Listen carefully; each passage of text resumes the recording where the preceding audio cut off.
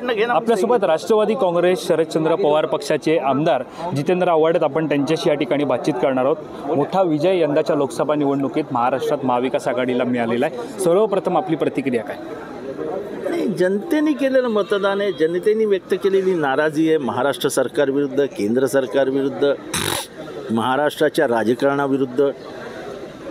गलिच्छ राजकारण जे महाराष्ट्रात केलं गेलं त्याच्याविरुद्ध जनतेने व्यक्त केलेला राग आहे.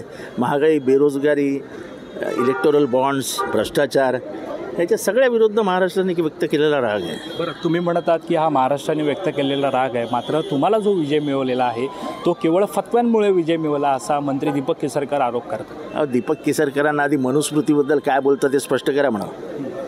मनुस्मृती आणणार म्हणून तुम्हीच म्हणाले होते ना, त्याच्यातनं बहुजन एक होतील. आता विधानसभेला सर्व बहुजन एक होतील, कारण का तुम्ही सांगितलं आहे मनुस्मृती आणणार.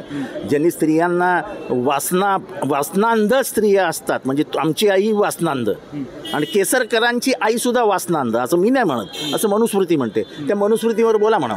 बरं, मायनॉरिटीजमुळे आपल्याला मतदान जास्त झालेलं असं मुंबईमध्ये. मायनॉरिटीज काय सगळ्या गावागावामध्ये नाही आहे. प्रत्येक गावातनं तुम्हाला गद्दारी विरुद्ध मतदान झालं की महाराष्ट्र हा गद्दारीचा जनक होऊ शकत नाही. हा शिवाजी महाराजांचा महाराष्ट्र आहे. इथे सूर्याजी पिसाळा नाही, कोणते दुसरे खंडोजी खोपडे यांचा सन्मान केलाच जाणार नाही. बरं, ठाण्यामध्ये नेमकी काय चूक झाली असं वाटतंय? कुठे चूक काय? ठाण्यामध्ये मतदान केलं. मुख्यमंत्री आमच्या शहरातले आहेत, अर्थात तो एक इमेज, तो एक प्रेशर, इमेज सगळं येतच ना त्याच्यात. पण नक्की, पण या विजयाकडे तुम्ही कसं बघताय? कारण काय तुम्ही सुद्धा महाविकास आघाडी म्हणून तुम्ही सुद्धा प्रचार सभा होते, अनेक मुद्दे सुद्धा घेतले होते, आणि मात्र याच्या असं असताना झाला, जनतेने विजय दिला. आता त्याच्यावरती कुठे विचार करा. आता विधानसभा येते, ती विधानसभा कशी ताब्यात घ्यायची हे आता ह्याच्याकडे लक्ष देऊया. झालं गेलं आता. बरं, या विजयानंतर अनेक जे राष्ट्रवादी काँग्रेस अजित पवारांसोबत गेलेले आमदार असतील, खासदार असतील, हे तुमच्या संपर्कात असल्याच्या त्यांना मी टोकाचा विरोध केला.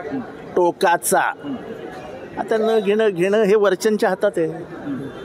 शरद पवार साहेब आणि जयंत पाटील साहेब, त्याच्यात मी कुठेच नसणार आहे. ते ठरवतील तो निर्णय, ठरलेलं गणित.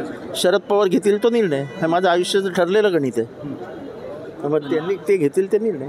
नक्कीच. धन्यवाद आमच्याशी बातचीत केल्यासंदर्भात. तर हे होते राष्ट्रवादी काँग्रेस शरदचंद्र पवार पक्षाचे आपण पाहतो आमदार जितेंद्र आव्हाड होते. दरम्यान या सगळ्या संदर्भातील अधिक माहिती जाणून घेण्यासाठी तुम्ही मायमहानगर.com लॉग इन करा. धन्यवाद.